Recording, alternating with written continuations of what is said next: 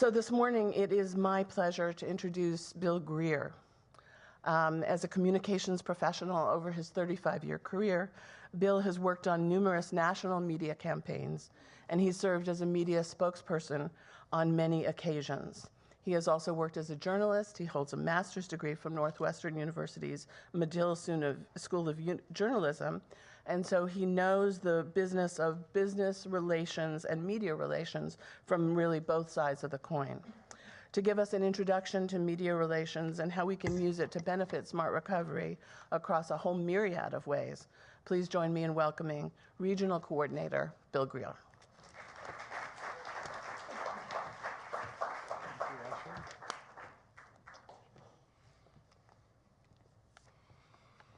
Good morning.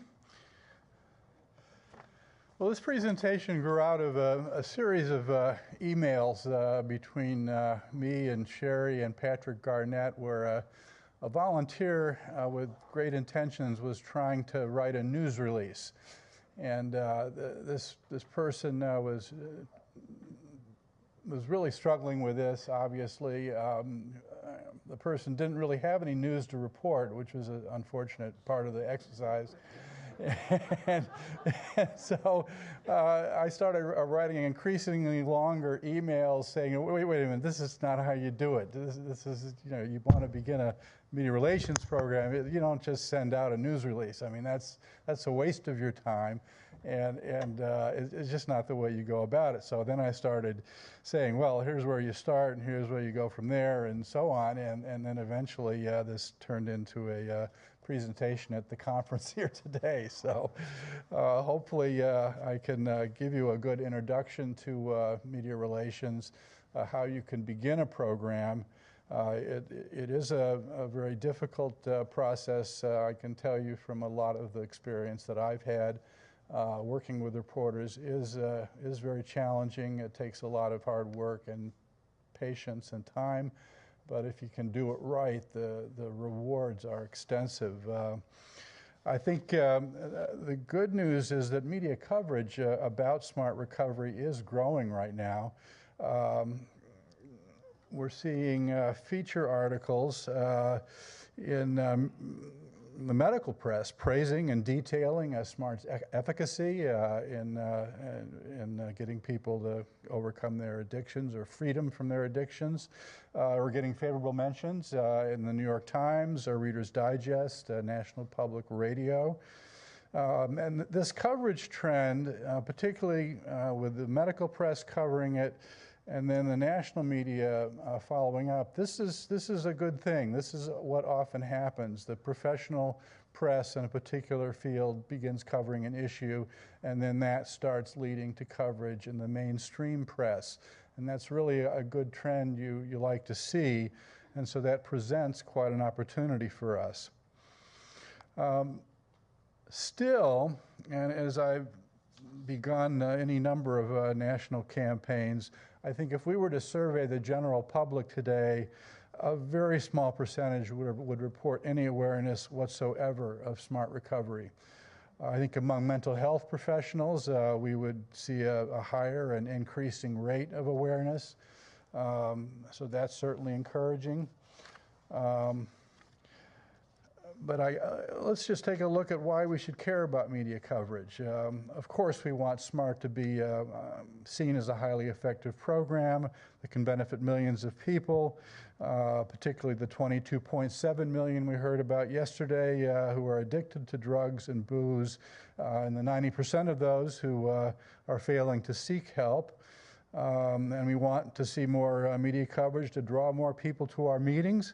Especially all those new meetings, we must start with the help of the 150 facilitators who are graduating from our training program every month.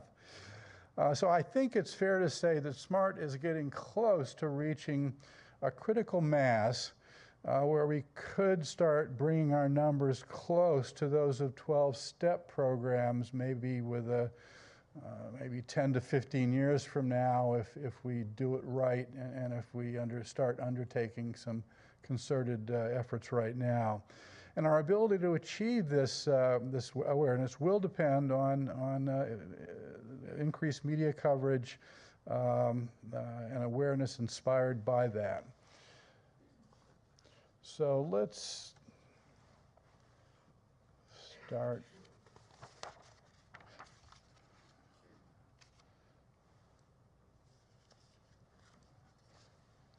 with my pages being out of order. Okay, so how do we start a media relations campaign? Well, we undertake an ongoing effort to teach the media about the who, what, where, and why of SMART.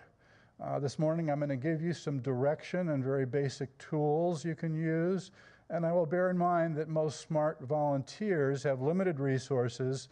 If you can picture this, working much like a one-armed wallpaper hanger. Here are the first steps we're going to talk about.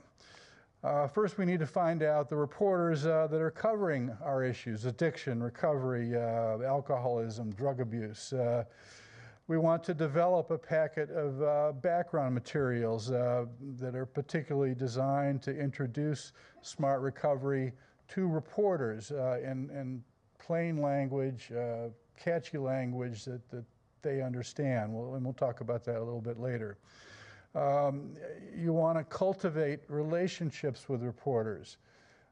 This is extremely important. It's not just about sending out a press release. You want to develop a relationship. You want to become a source to a reporter, so they will come to you when looking for information on your area of expertise. And then another way, of course, to do that is follow up when you see reporters covering your issues in a detailed manner. Follow up with them and take advantage of those opportunities to strengthen your relationship. Basically, through all this, you want to find out the lay of the land, who is covering our issues, who is writing, airing, and blogging about them, and where can SMART fit into this coverage. Over time, our goal, of course, is to make SMART, to the extent we can, a centerpiece of the coverage, or at least some of it. Okay, now let's talk about pulling together some background materials describing what am I doing here?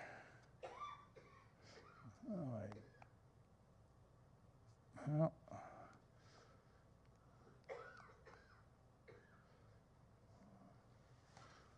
well, Eddie warned me about this, getting my pages out of order. That's what that happened. Okay. All right.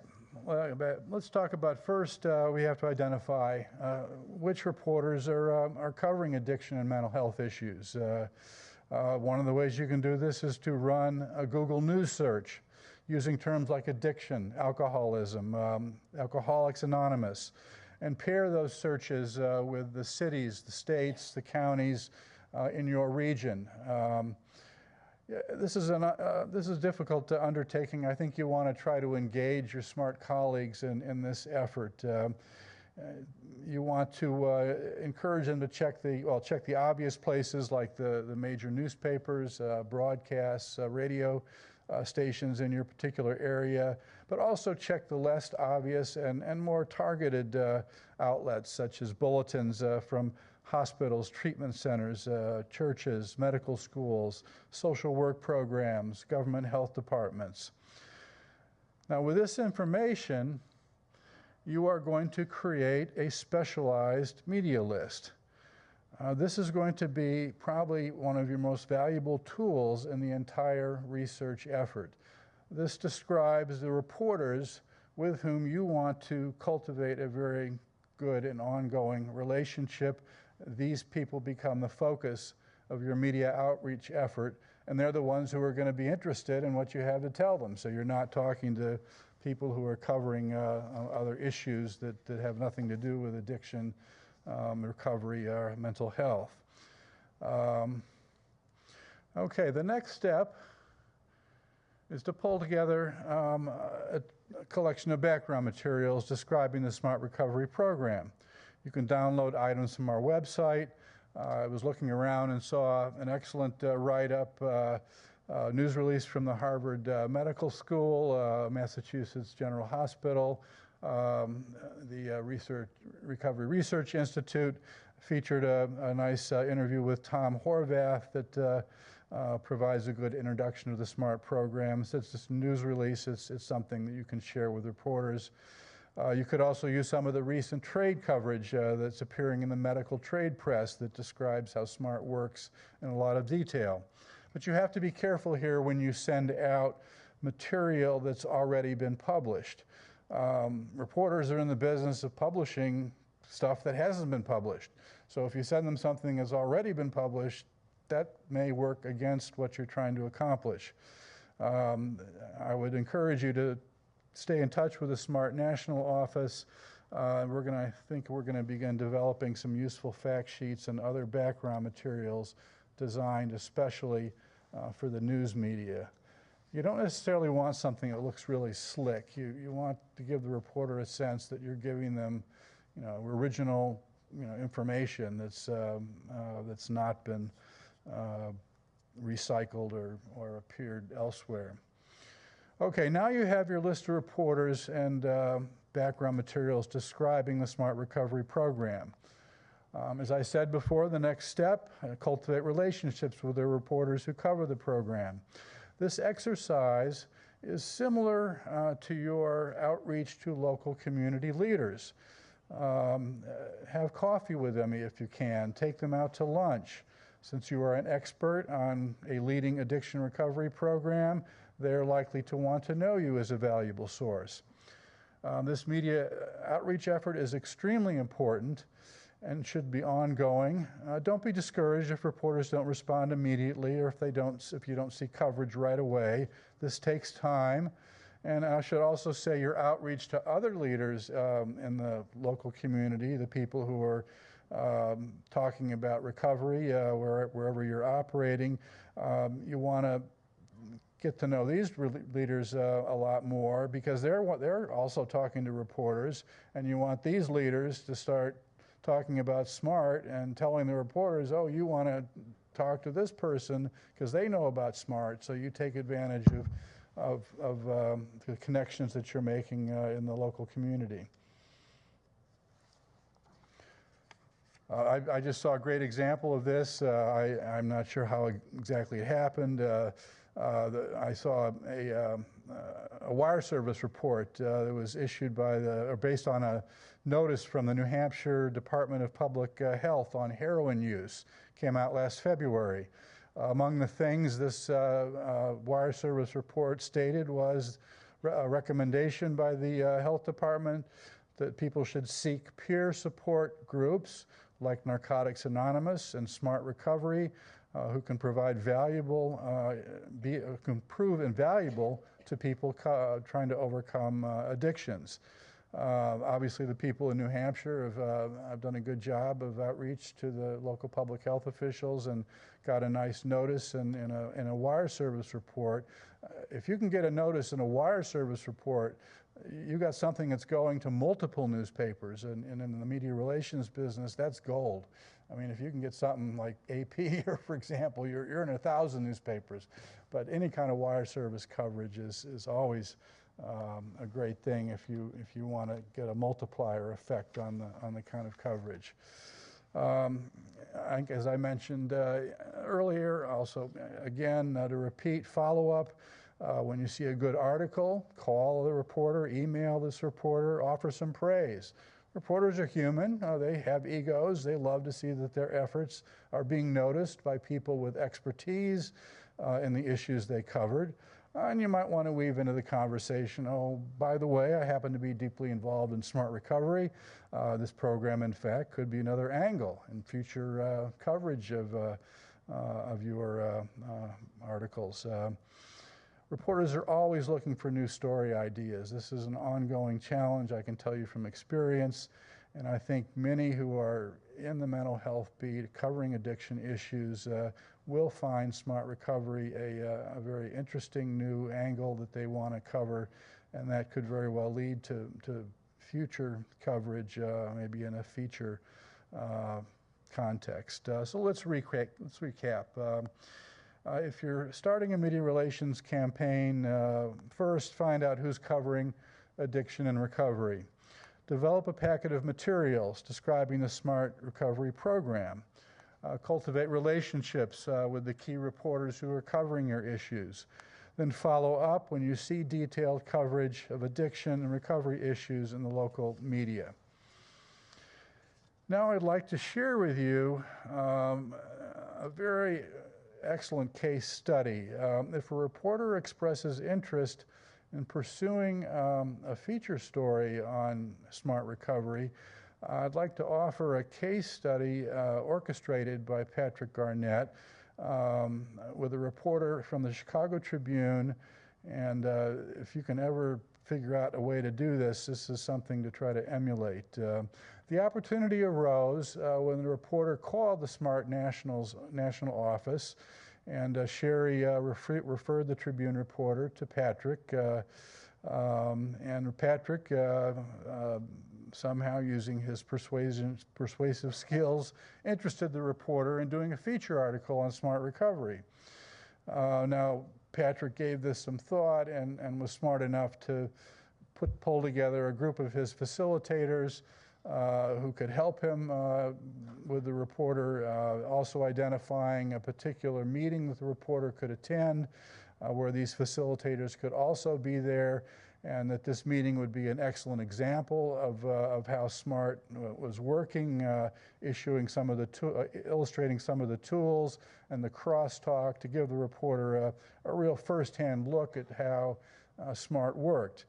Obviously, he had to set ground rules with the reporter that the people at the meeting could not be identified in the article, and the reporter had to be introduced at the outset of the meeting, and the people there obviously had to accept the presence of the reporter just to maintain that comfort level, and that required some logistical effort.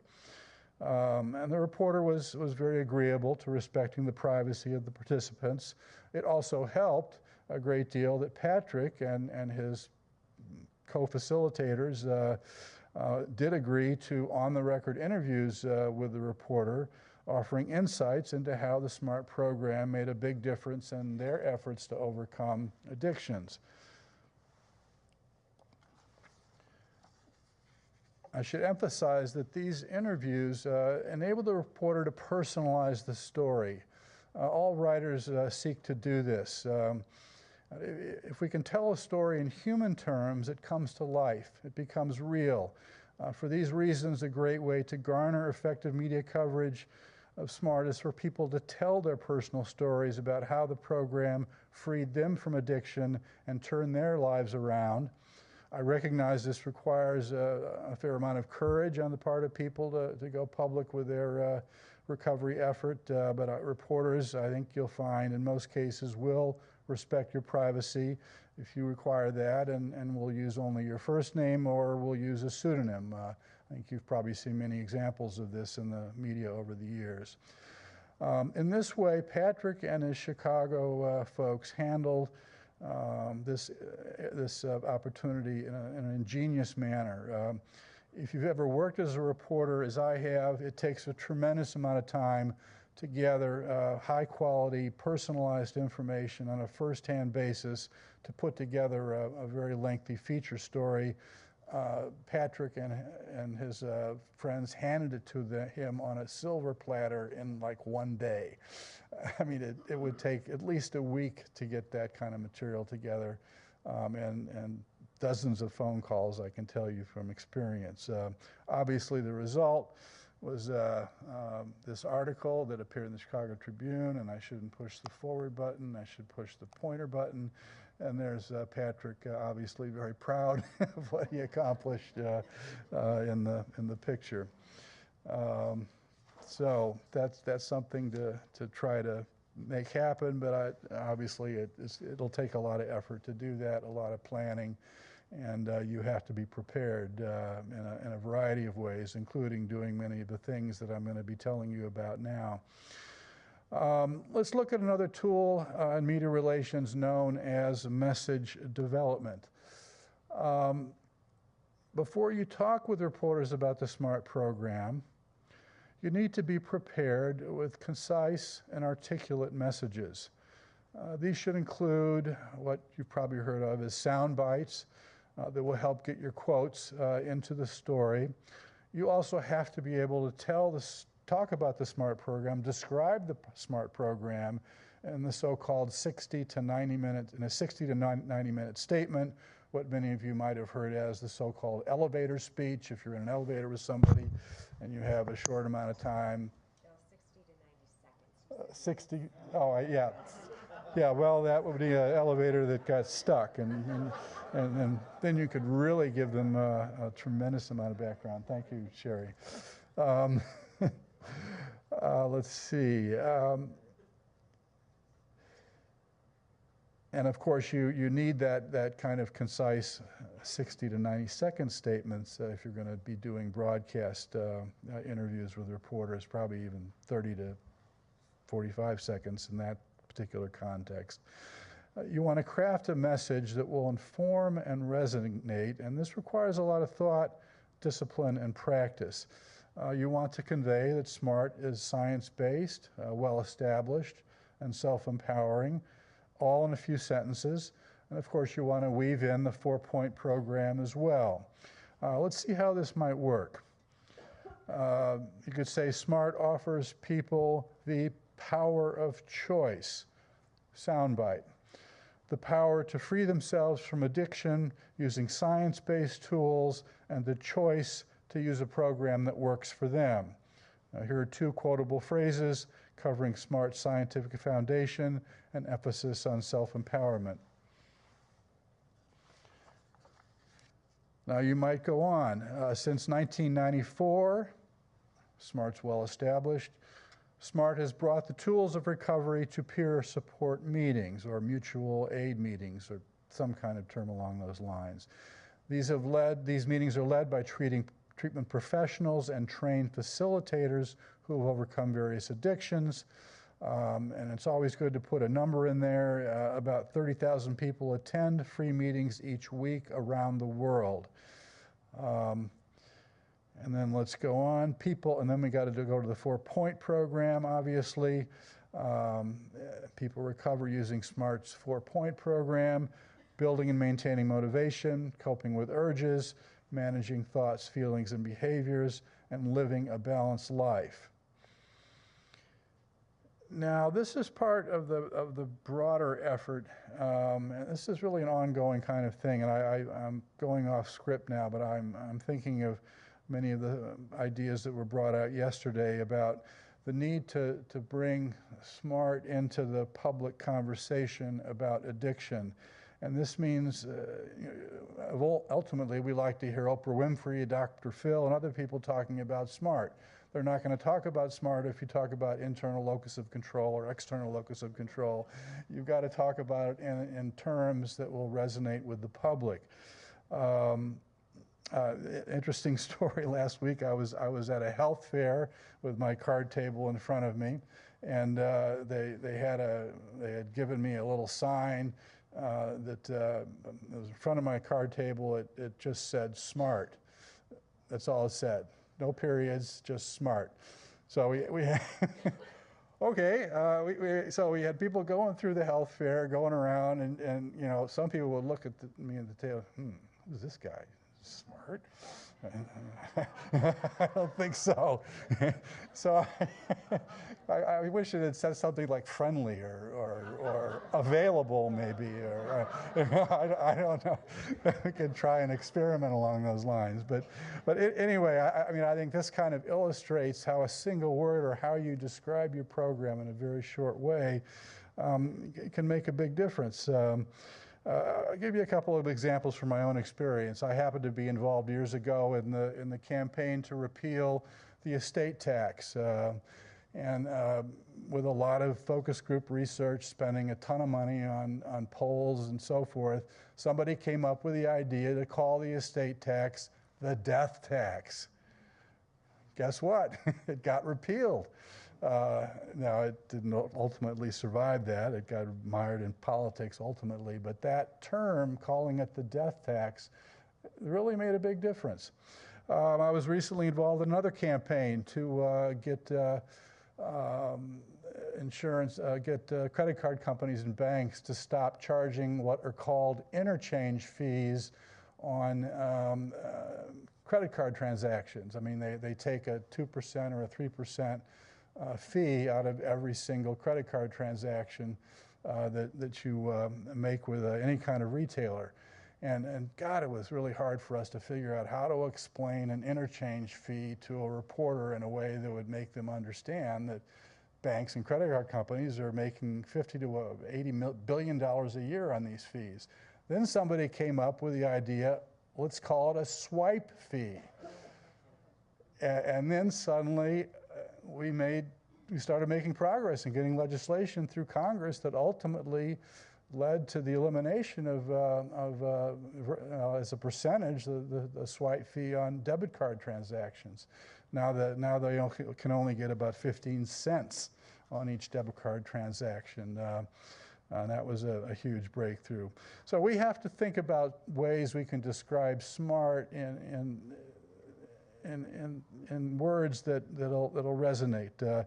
I've been working on this, and I've been listening and hearing a few things that I think will work. Ashley had a good example. Labels are for jars, not people.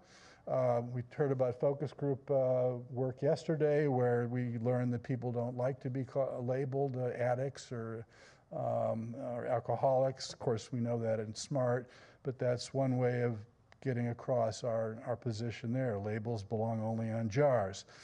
Another one I saw on a website a while ago is some programs tell you what to think. SMART teaches you how to think. That might be something a reporter might pick up. They love this kind of stuff, and they'll use it in call-outs and headlines. And this is how you start gaining more attention and getting the kind of coverage you're looking for. A couple of tricks of the trade as you begin calling reporters. Make your first calls to the reporters working for the least important media outlets.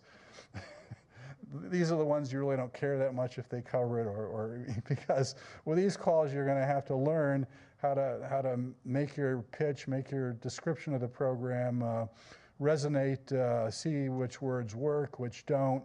So by the time you start calling the journalists with the daily newspaper or the major local broadcast station, your message will be very refined and compelling, and you'll have a much better chance of making a connection.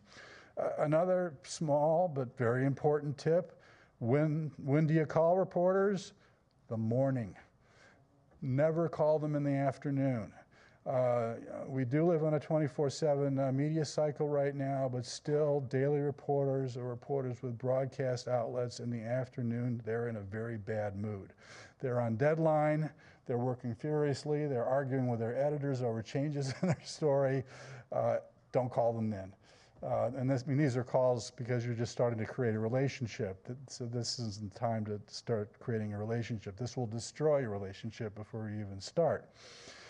Now let's move along a little bit. Perhaps you had some success in piquing the interest of reporters in SMART, and you got to be ready for answers to questions that are very predictable. All right, we make a big deal about how SMART is science-based. So they're going to ask, well, what the heck does that mean? This is going to be a little bit tricky. Of course, you're going to say SMART uses tools for cognitive behavioral therapy, a related discipline known as rational emotive behavior therapy, kind of technical, but you want to try to explain these therapies are simply based on the notion that your thoughts and beliefs, maybe I'm using the wrong terminology anyway, control your behavior. And if you can fix those thoughts and beliefs, your behavior can change. You might pull out an example from the ABC tool. I'm sure you can all use your own based on what's worked for you. One example might be a person relapses, that's the consequence. What's the activating event? Could be that his boss threatened to fire him. On the surface, it might seem the firing threat was what led to the relapse, but then you explore the experience in more depth. That leads to the B, the irrational belief, as we all know, in this case, that this person thought that they could have a drink and could stop at only one, or he needed to drink, had to drink because of the feeling so bad about the threat to being fired. I know you have your own examples. Inevitably, you're going to be asked to respond to a query along the lines of, so smart recovery is an alternative to AA. Obviously, we don't want to talk about it in those terms, but you're going to be asked that question. But you may want to try to say, well, SMART's not really an alternative, it's a different program. It does not require people to believe in a higher power. People do not identify themselves as an addict. We don't believe in labels. Maybe that's where you might want to use Ashley's thought there. We don't require people to attend meetings for the rest of their lives.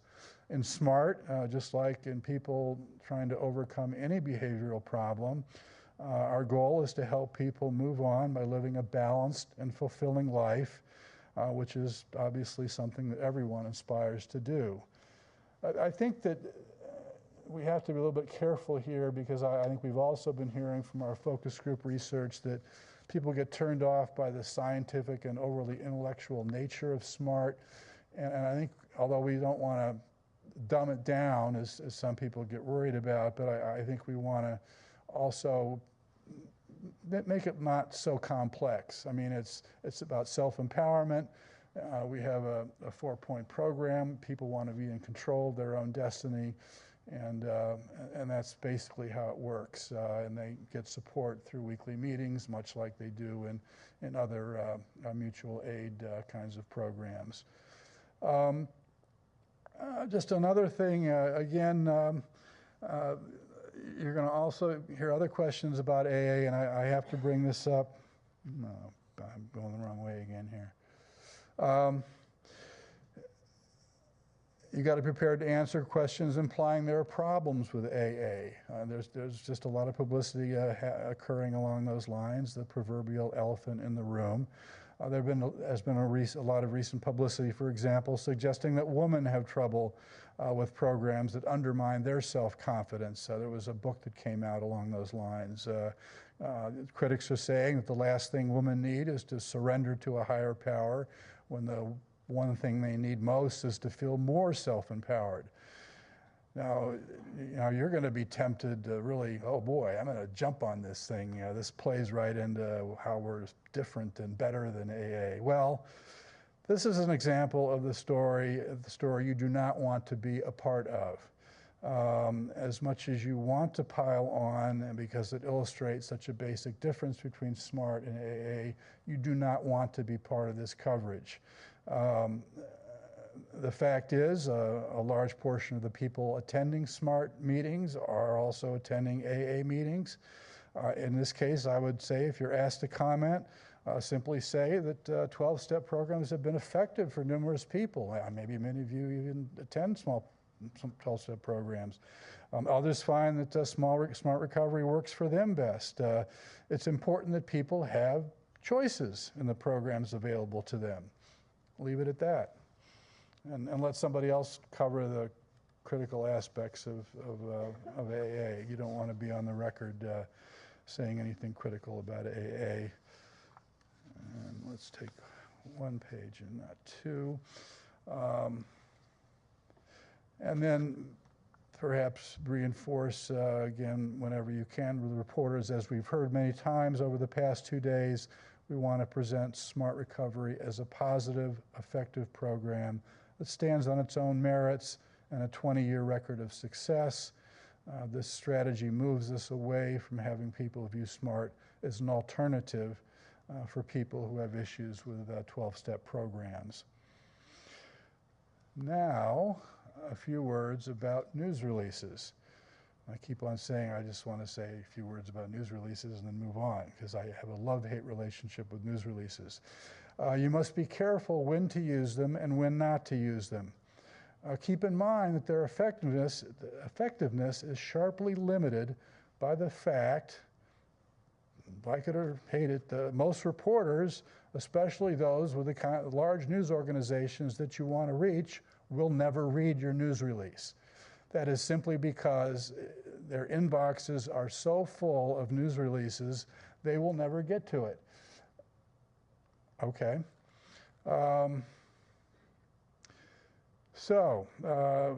When should you send out a release?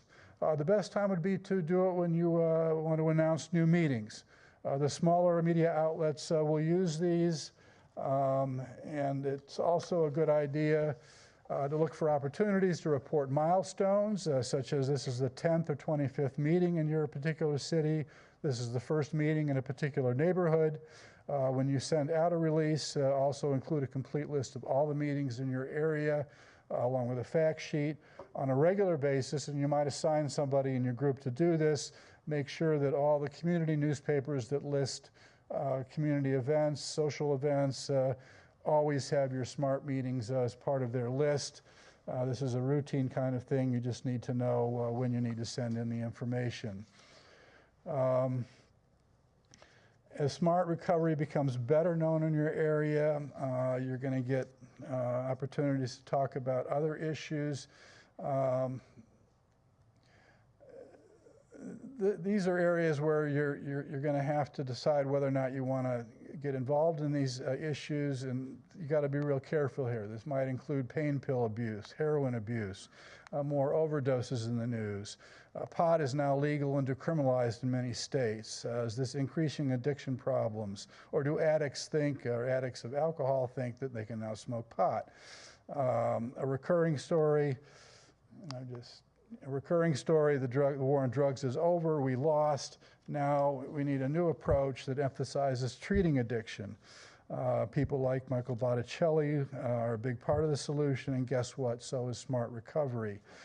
Now, in deciding whether to participate in this coverage, you might need to be careful. You have a clear and proven connection to this coverage. You want to consult with your volunteer advisor to make sure that if you're going to talk about pill and heroin abuse, you can document how SMART is particularly effective in helping people with this kind of addiction problem. Here is where you want to involve your volunteer advisor or somebody else with expertise in this area who can articulate from an expert standpoint how SMART can help you in this manner. Let me leave you with a parting thought. I have worked on, as Ashley said, many media relations campaigns, in some cases with the benefit of millions of dollars. Success, however, has never depended on how much money you spend. I don't mind having money, but again, the key is always the story you have to tell, and how powerful that story is. Our story is we are offering support, hope, and a path to living a full and rewarding life. We have done this for ourselves, and now we are helping others. This kind of story will resonate with anyone who listens. All we have to do, as we've heard many times, is tell it with the passion and conviction that we all have. Thank you for your devotion to SMART recovery and for your time and attention. If we had a credit screen, I would want to thank a woman just south of Richmond, who I hope is listening in, Janet Joyce, who was kind enough to put together the PowerPoint presentation that I almost worked effectively. So sorry, Janet.